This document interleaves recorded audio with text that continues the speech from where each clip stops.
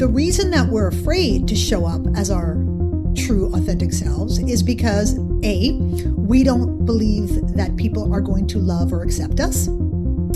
And we're also afraid of being hurt. We're afraid of allowing people in too far to the places that can really hurt us or that we believe can really hurt us. So you got these two factors at play. One is about, well, I don't really want to let anything out because I don't think it's going to be accepted. And I don't really want to let anything in because that could hurt me. But ironically, the reason that you're so tied up in that is that because you just want to be loved. Welcome to the Weekly Leadership Experience, a place for leaders to get inspired, be challenged, and grow. I am your host, Rashad Oberlander. Let's get started.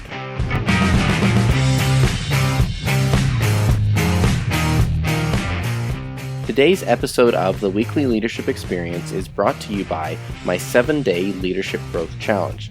It's a free challenge that I've created, and it's delivered by email over the course of 7 days.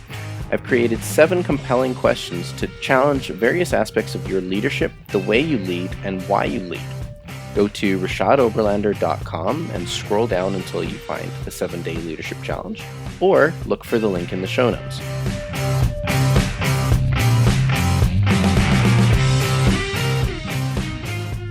Hello, leaders, and welcome to this week's show. I'm joined today by Leslie Ehm, President and Chief Firestarter of Combustion Training.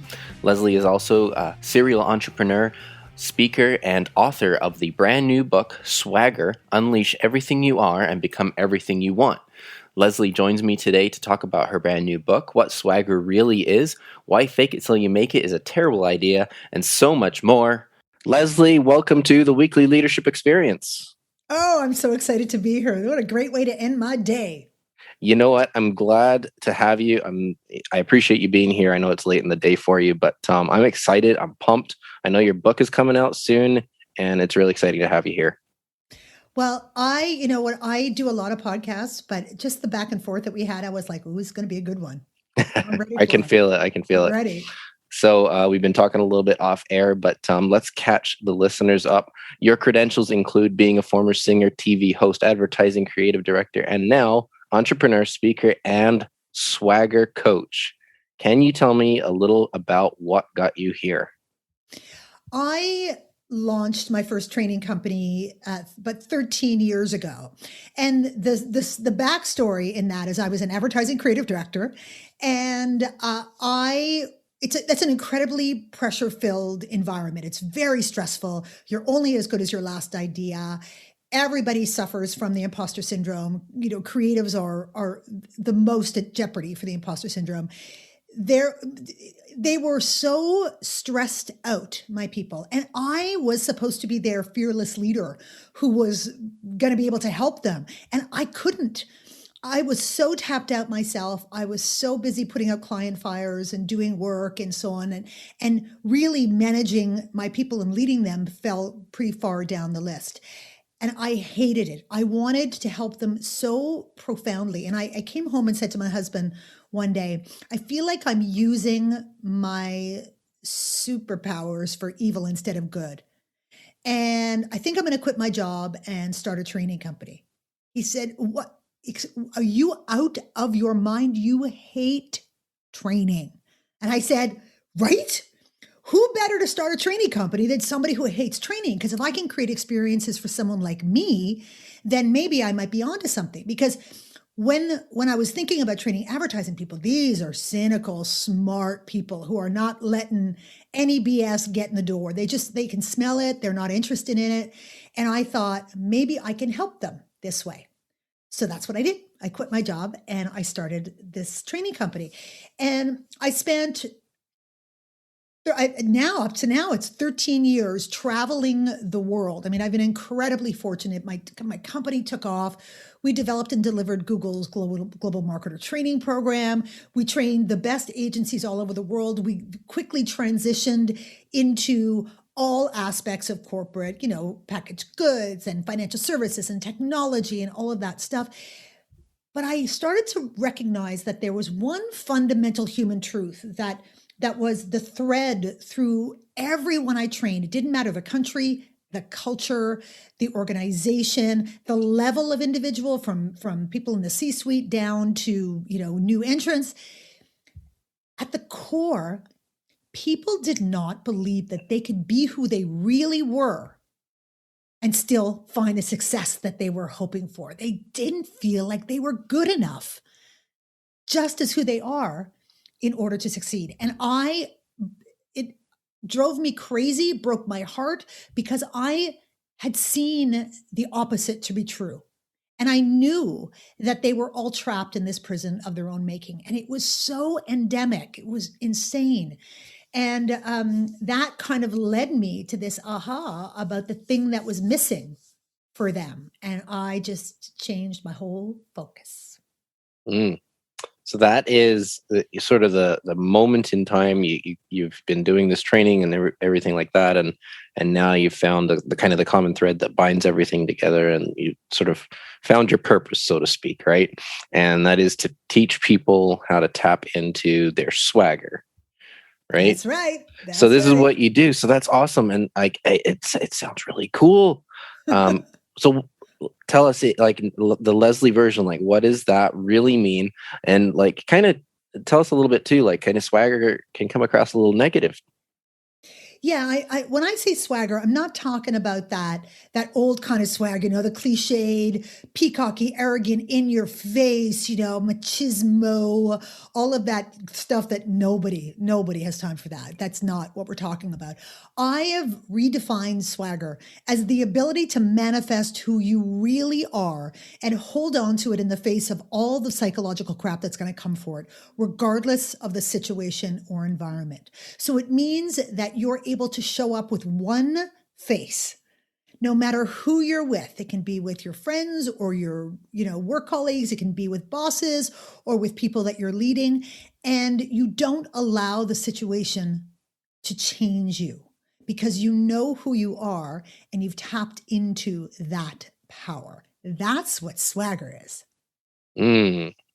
Yeah. So like knowing who you are, I think, I mean, you just go walk down the self-help section, I think, at the bookstore, or I mean, maybe we're not going to bookstores right now. It's, pandemic stuff, but like, Google self-help, or you go on Amazon, and like how many books there are about understanding who you are. Like clearly there's power there. Mm-hmm. So, how do you start? Well, so remember that I come from a training background. So I didn't want this to be yet another fluffy, wuffy, inspirational self-help book. I mean, listen, no shade to the people who write those. It's just not the book that I wanted to write. For me, it had to be something that was going to literally hold people's hand through a process, and that they were going to be able to understand and discover who they are and break through all of the blockers that are separating them from the world and are holding their swagger back. So the what I started with was this idea of helping people to understand, what is it that holds us back? What are those fundamental states of being that get in the way of everybody, in the work world, also in the life world, but I focused more on the work world. And I identified these blockers, as I call them. So what I started to do was to break down exercises for each one of those blockers. How can you face them down whenever you're trying to express your truth? Because that's what happens, that we don't believe that the things that we have to say are good enough. We don't believe that people want to listen. We don't believe that there's value. We don't believe that people want to see us anything other than polished or perfect. All of these stories that we tell ourselves are the things that get in the way of us being able to be fully, integrated and expressed and realized. So I don't think it's that people don't know who they are. I think it's more that they're afraid to reveal who they really are because they think it's imperfect and messy, when in fact it's perfectly imperfect and beautifully human and incredibly powerful. Mm-hmm. Yeah, and I'm glad you mentioned the showing up as your real self and the fear a little bit as well, because I want to ask about that. Like, what do you do with the fear of showing your real self, whether it's at the workplace or whether it's with this circle of friends or that side of your family? Like how do you deal with being okay with showing up as yourself? Well, if you sort of break it down logically, the reason that we're afraid to show up as our true authentic selves is because A, we don't believe that people are going to love or accept us. And we're also afraid of being hurt. We're afraid of allowing people in too far to the places that can really hurt us or that we believe can really hurt us. So you got these two factors at play. One is about, well, I don't really want to let anything out because I don't think it's going to be accepted, and I don't really want to let anything in because that could hurt me. But ironically, the reason that you're so tied up in that is that because you just want to be loved. You just want to be loved and accepted and recognized. And the irony is that when you're spending all of this time putting up a false front and pretending to be someone or something that you're not in order to get acceptance or validation, it's not legit because people aren't accepting or loving you for who you actually are. So you can't claim it. You're actually trapped in this sort of prison of your own making because you'll never know if people will accept the real you until you show it to them. And so much of the fear that we have about letting people into our more vulnerable selves is based on what we've experienced historically. If we've been hurt in the past, everybody has been. I mean, everybody can be, when you were 10 years old and you did a presentation in your classroom on, the ecosystem in the blah, blah, blah rainforest. And halfway through, other kids were laughing at you because you realized you got a giant booger hanging out of your nose. You are literally scarred for life. If you ask somebody on a date and they shut you down in front of other people, that's it, fear, scar for life. All of those things take root and they continue to be the stories that we tell ourselves. But when we actually look at them in the context of the right here and right now, and you ask yourself, well, really, this thing that I'm so afraid of, which feels so huge, because the brain can't differentiate between, I don't want someone to give me the side eye and a tiger could eat me. It doesn't, fear is fear, according to the brain. It's not levels. It's a very primal system. So we're either afraid or we're not. So it can't tell you that the fear is small or big. It just says fear. So you got to start using a degree of logic and ask yourself in the moment, based on who you are right now today, what is the worst thing that could really happen? And I play this game with people that I coach where they'll tell me about a situation that they find terrifying. And oh my God, it's this big thing in their minds. And I'll go, okay, so I want you to talk me through what you imagine that scenario to be, but like moment by moment by moment. So they say, well, I think, first this is going to happen. And they go, okay, then what? And then someone's going to say something. Okay, and then what? And then someone's going to give me a look. Okay, and then what? And they continue on the story. And eventually, and inevitably, the story ends with them homeless on the street. This is where it goes every time, to some crazy extreme version of what's in their head. And I go, okay, so at what point did this story cease to be realistic? Like, just, like, at what point? And they go, well, it was probably like at the side eye part of it. They go, okay, so you get the side eye. Is that the worst thing that can happen? And you keep saying it to them over and over again. Eventually they start going, actually, yeah, what is the worst thing that can happen? Because we can't avoid any fear. We can't avoid any pain. But what we can do is rationalize how much it can actually impact us. That's the secret to it. Mm. Yeah.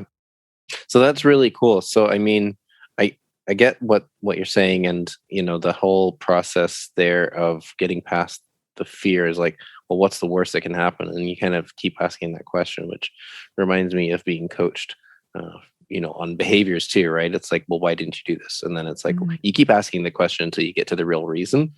So that makes sense. So you find your swagger, you're comfortable in your own skin, you're showing up as your real and authentic self. What is the connection between the swagger and the kind of growth and leadership and business that you talk about? Well, if we think about the leaders that we admire the most, they're the ones who are the most accessible, the most authentic. The what you see is what you get. They have the time for you. They are willing to speak their truth to you and with you. All of those qualities are the things that we aspire to. And yet we think that they have something that we don't, so that we can't manifest the same behaviors. Now, if you've got a crappy boss and they don't create an environment of psychological safety, there's someone who is super judgmental, there's someone who doesn't take the time, someone who you have no idea what they're thinking, and they sure as heck don't ever tell you. What's happening is that they're going to keep you trapped because you're afraid to come out and play. So leaders have such a massive opportunity to model the kind of behavior, first of all, that's going to draw their people closer to them so that they can connect more deeply, engage, which I know is like it's a cliched term, but when I say engagement, I mean really figuring out what it is that your people want and need, what drives them, what are their dreams, what motivates them, all of those things that will get the best out of them. So if you can do that for your people, you're going to get them to perform so much better. Because if you think about, again, the logic, if there's a portion of themselves that they're not bringing to the table at work because they're holding it back, then you're paying for 100% of an employee, but you're getting what, 60%, 70%? That's just not smart money. But if you can create this environment for them, they're going to be far more comfortable sharing radical ideas and challenging the norms and being able to bring things that are new and different because they're not afraid of being judged. So it's a very sensible thing to do. We know that the culture of fear doesn't work. You know, we have the same old thing about people leave bad bosses, all of that cliched stuff. So understanding as leaders that we have the power to create an environment in which swagger can thrive is key to leadership. And you've got to do it by modeling it. You got to walk the talk. You can't say, yeah, you guys be authentic, but I'm going to be all about persona over here. That's not going to work. So if you model it, then you're more likely to get people to feel comfortable sharing theirs. As a result, you establish far more connection, which in turn leads to greater productivity. Mm-hmm. So you sort of model the swagger and the confidence and authenticity, and it sort of creates a kind of a culture, I guess, of swagger. Absolutely. I mean, you think of when you talk to people who love their jobs, you know, one of the things that they're going to tell you is, I just feel so comfortable. I feel like I found my people. I found my tribe. That's usually the very words that they use. And so that's what you want to do. You want to create this tribe for your people, because then they feel like they belong to something and they're contributing to something meaningful. And I believe absolutely that you know, forget just a workplace, but a world filled with swagger is a much happier, much freer, much more satisfying place, and somewhere that we can experience far greater progress, big time, because we're going to push and stretch because we're not so afraid. Mm-hmm. Yeah. So, I mean, let's talk a little bit about kind of being your authentic self, right? Like, I mean, I had the good fortune of reading the first chapter of your book. I know it's coming out here right away. By the time this airs, you'll be able to pick up your copy of Swagger at your favorite bookstore. But you know, like, is being authentic all about like crying on each other's shoulders, or like, what do you really mean in this? Because authenticity, you know, being genuine, those like catchphrases that are so popular right now. Like, let's talk about that. There are three key drivers of swagger. One is truth, your ability to speak your truth. How much of what you really want to say are you holding back? Because that's all that we've got in this world is the things that we say and the things that we do. That's it. And our words are going to carry our dreams and our opinions and our ideas, and that's all we got, is to be able to say things out loud. And most people in the workplace do not speak their truth. They're afraid to speak their truth. But it is the one way that you can show people who you really are. So speaking your truth is number one. Now the thing about truth is it can be a little dicey. It's a little, it's a little messy, and you don't just want to run around with your hair on fire screaming, "I must speak my truth," and start spouting all your crap all over everybody. That's not a good idea. The thing about truth is that you've got to be smart about it. You don't want to change what it is that you want to say, but you might want to think about the how you want to say it, when you want to say it, and even where you want to say it. And that's not about censoring yourself. That's about being smart. Because if you're going to speak your truth, you want it to land. You want people to hear it and take action on it. So if you learn how to make those choices about, okay, how can I position this as being not just good for me, but good for the collective? Because if it's good for the collective, people are going to have way more time for your truth. And believe me, stuff can be good for you and for the collective at the same time. You don't have to choose between the two. You don't have to sublimate your needs or sacrifice yourself for the collective. If you've got a one-on-one with a boss and you're super nervous about it and you don't think it's going to go well, you can start the conversation by saying, "Hey, so here's the thing. I'm really nervous about this conversation. And because, we haven't really had the best kind of communication history, but I really want to get this conversation right because I want to be able to bring my best stuff to my role." Okay, so what's in it for him or her? If they can help facilitate that experience, they're going to get there. You just told them they're going to get the best out of you. So it's good for the collective. So speaking your truth, your intention, why are you speaking that truth? What is the hope for what will be created or what will result from your truth? And if your intention is to make somebody else look bad, or it's to big yourself up, or it's to or if it's to be a pain in the butt, or if it's to shake things up for no reason or whatever it is, again, it's not going to go well for you. It's really not. So you got to check yourself and say, well, why am I really saying this? Why is this so important to me? Because your intention is your true north. It really, really is. And often it can be a little bit of a get out of jail free card too, because it allows you to practice speaking your truth. If your intention is super, super clear, and you try and speak your truth and it doesn't land really well, you can say, "Okay, so my intention was to do this. I don't think I accomplished it. Can you give me a do-over? Like, can we?" And most people go, oh, sure, absolutely. Now, I'm not speaking in terms of being offensive, because there's no good intention when you're being offensive. You don't get to go, "Oh, well, it was not my intention to offend you." So you got to check yourself. I'm sorry you're offended. I'm sorry you're offended. Yeah, no, but even like, "I'm sorry you're offended." Like that's just the worst, right? So you got to take ownership of your intention and check yourself. And the last part of it is self-belief. You got to believe that you're worth it. You got to believe that you're going to add value. You got to believe that you're good enough to speak that truth. That's key to this. And by the way, self-belief is very different than confidence. It's a very different thing. And self-belief is that feeling that you can take a step off the cliff and you're not going to die. That's what self-belief is. And it's got nothing to do with confidence. I have a whole thing about confidence. You want to hear my whole thing about confidence? Let's go. I got to be in my bonnet about the whole confidence thing. All right. Do it. So everybody thinks that confidence is like the holy grail of stuff. And they want it so badly that they will go to such extreme lengths to try and present as being confident. That's where the whole fake it till you make it thing comes in, right? I'm just going to pretend that I got it all on lock until I got it all on lock. Okay.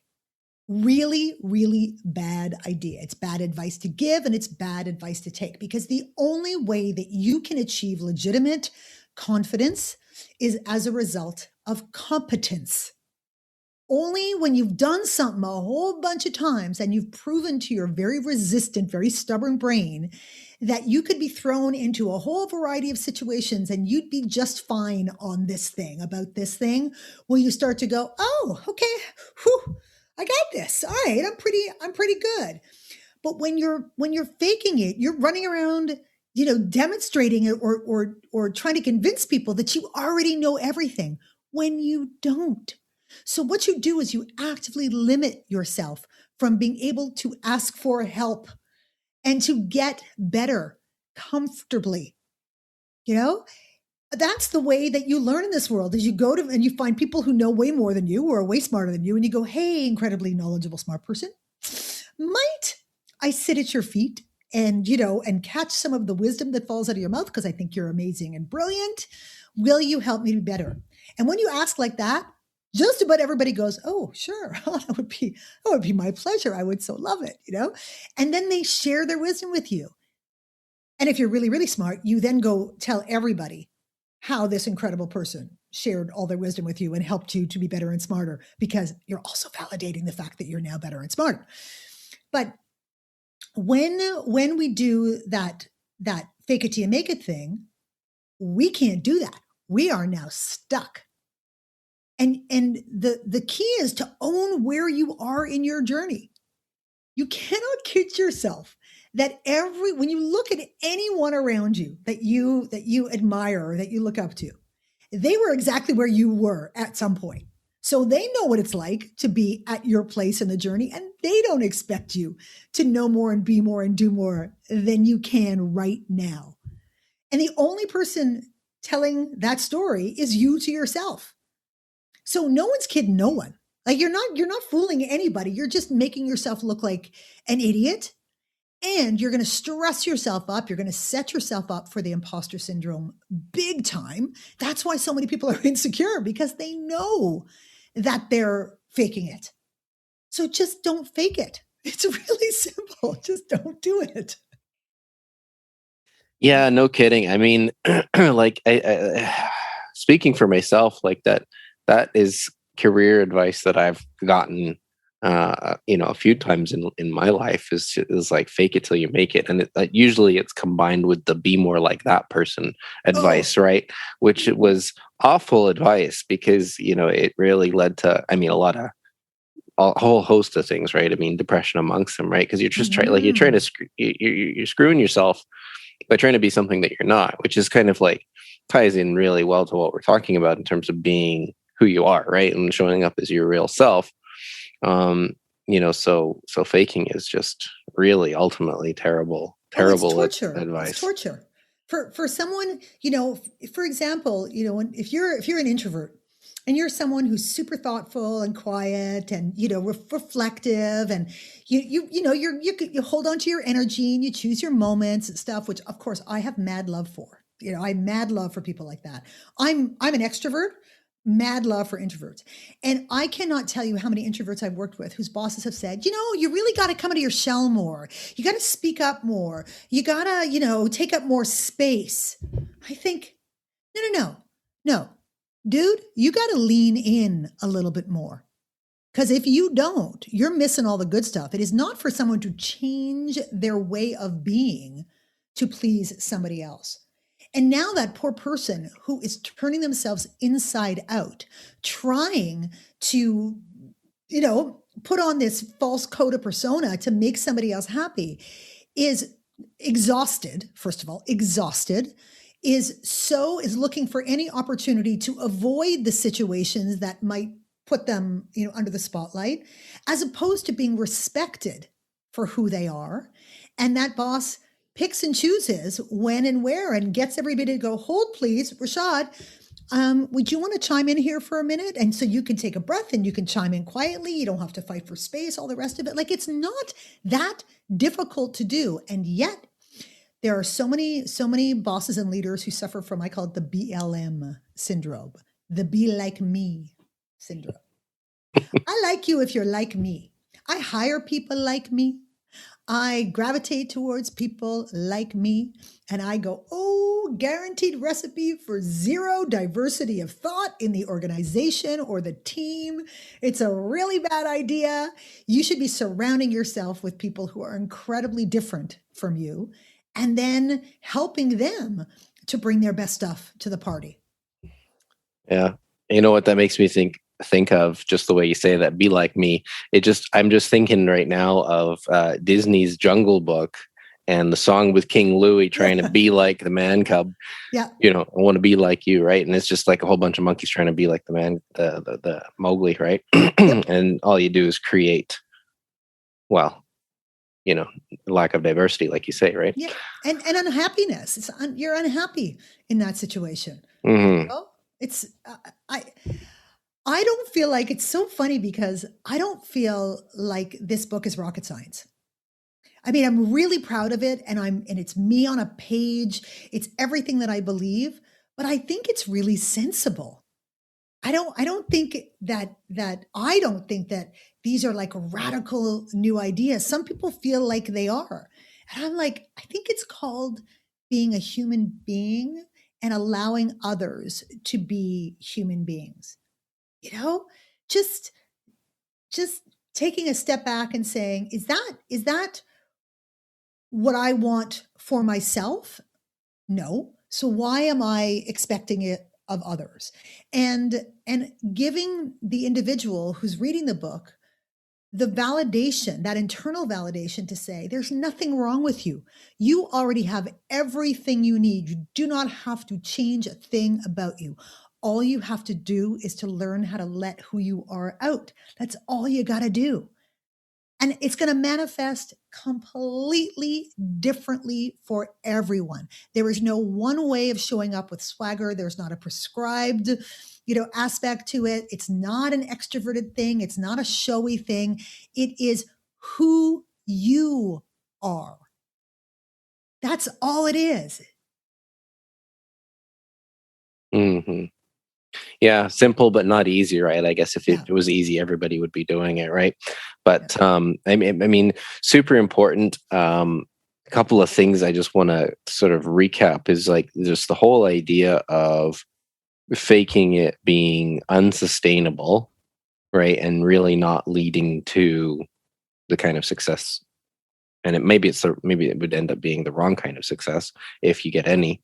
And really showing up as yourself is sort of how you kind of create the sustainable growth in yourself and in your team. Yeah. And I think the the problem with the fake it till you make it thing too is that um, you you limit your ability to learn. That's the key to it. And so whatever success you have is built sort of on a house of cards because you're going to be waiting for people to figure out. You're going to have to do a lot of years of work before you get past the hump. Because this is the thing is that we're always looking for the next opportunity. We always want the next thing. So we're going to be out of our comfort zone endlessly. And because of the competence equals confidence paradigm, even when you get to a place of confidence, as soon as you want to change or evolve or grow, you get punted out of that place of confidence all over again. And you gotta find it through competence. So the sooner you get used to that rhythm, the better.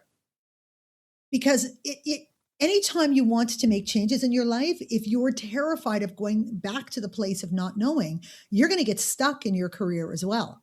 Because fake it till you make is not a fun place to live. It's not fun. And just because you're not in your comfort zone doesn't mean you have to fake it. You can roll around and have a really good time out of your comfort zone going, I don't know, this is all new. It's awesome. Here's some transferable skills that I got. I'm going to use them to the best of my ability, but there's lots of stuff that I don't know. Let's go. Let's learn it. Like that's the spirit, right? And then you're not fooling anybody, you're not kidding anybody, and you're sure as hell not kidding yourself, which is incredibly important. Definitely.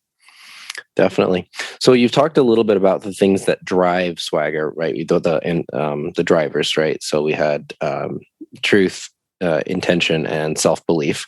And could you just I don't want to have you give away the whole book here, but like, what would be one of the blockers that you mentioned? Like, what would be something to avoid? Or Well, I'll give it to you. I'll give you the little model so you know.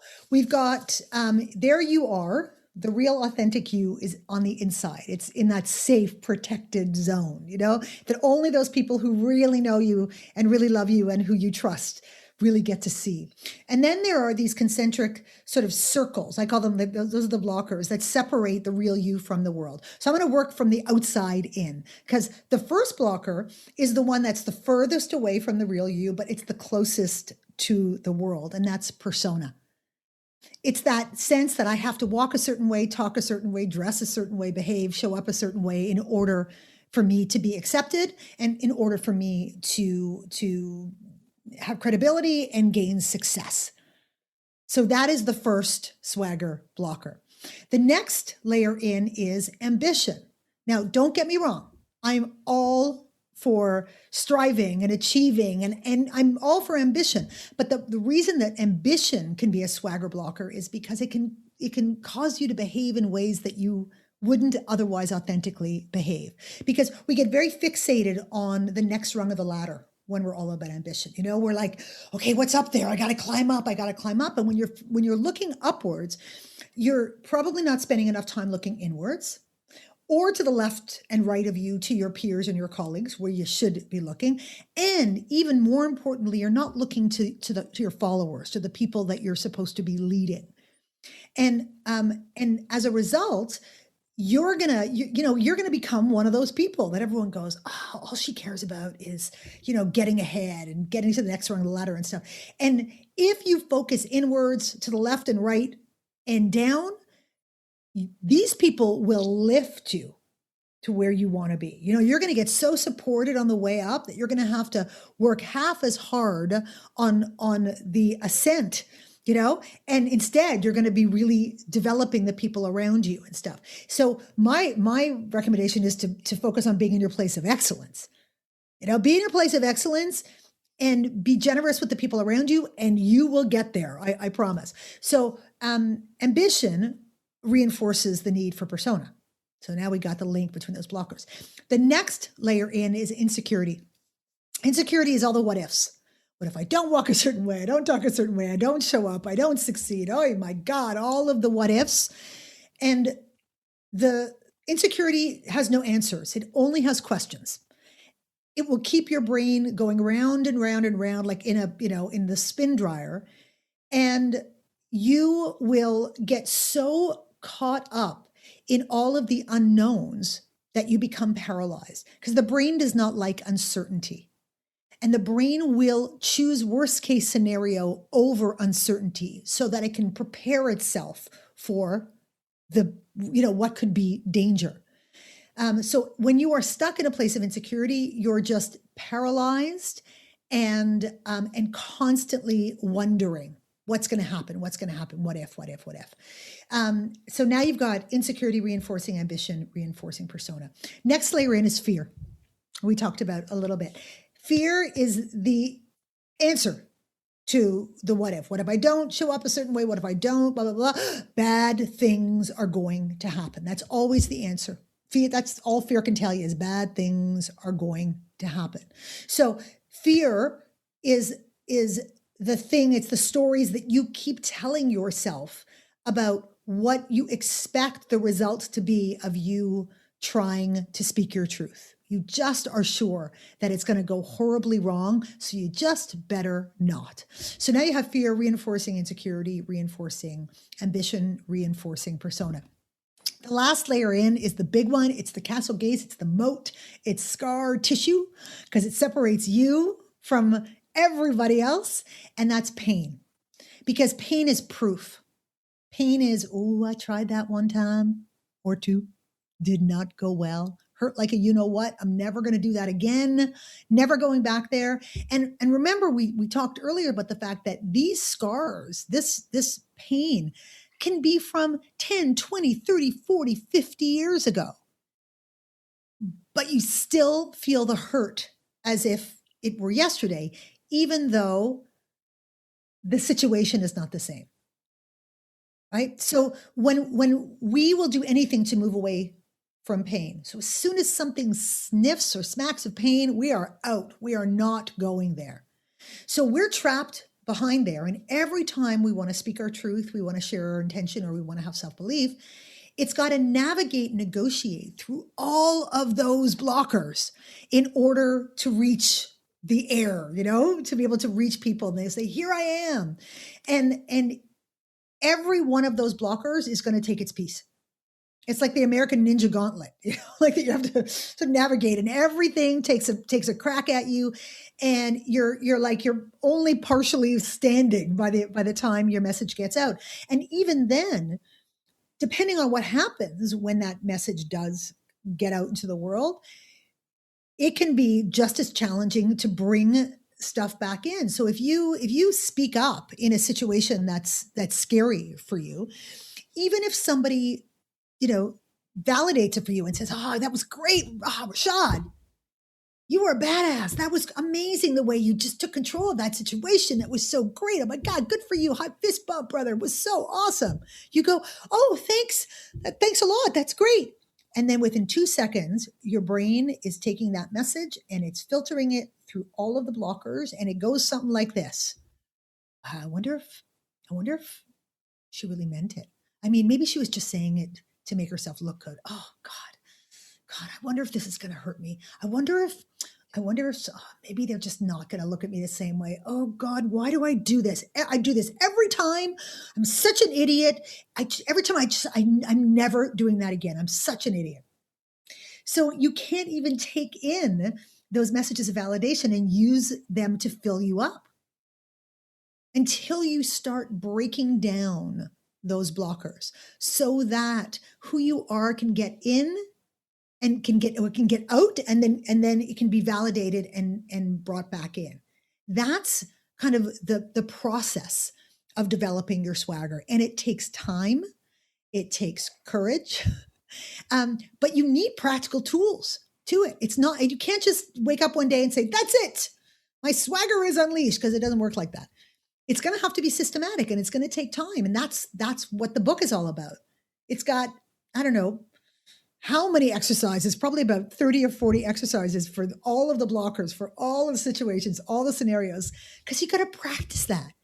I mean, most people don't even know what their truth sounds like because they haven't had a lot of experience speaking it. So I got exercise about practicing speaking your truth because it's practical. Mm-hmm. Well, that's awesome. We got a lot of ground covered here today. We've got blockers, we've got drivers, we've talked about faking it, we've talked about swagger, being your real authentic self. Leslie, what is the single most important thing you want listeners to remember about this conversation? Once you discover your swagger, it will never go away. That's the beautiful thing. It is such a worthwhile journey, and it is a journey because it's going to take your, it's a lifelong journey, like anything else is. But once you discover it, you will never go back. You will never ever go back, and you will feel so much better. I promise you that you will feel so much better. Your swagger is waiting for you. The question is, what are you waiting for? Beautiful. Beautiful.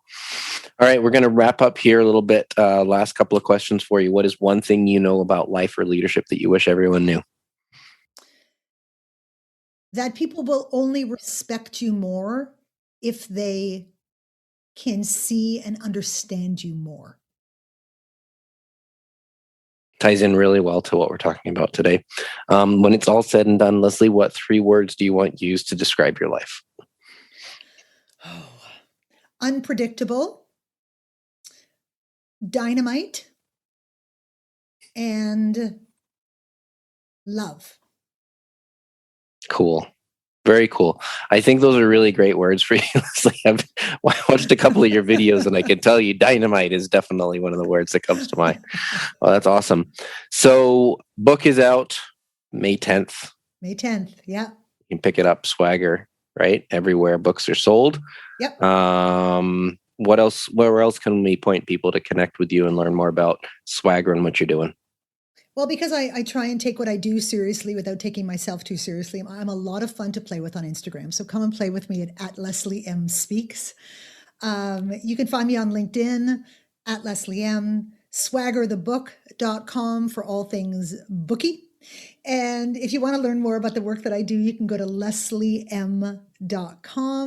Also find me at Combustion Co. That's the training company that I own. Yeah, come play with me because I like to have fun, you know? This This is has not a been rehearsal, this life. and this has been a super fun conversation, Leslie. Thank you so much for sharing your swagger with us. And I look forward to reading your book. I look forward to learning more and sharing this with everyone. So look for the links in the show notes, folks, at rashadoverlander.com. This has been a great conversation with Leslie Ehm, learning about swagger. Talk to you again next week. Stay awesome.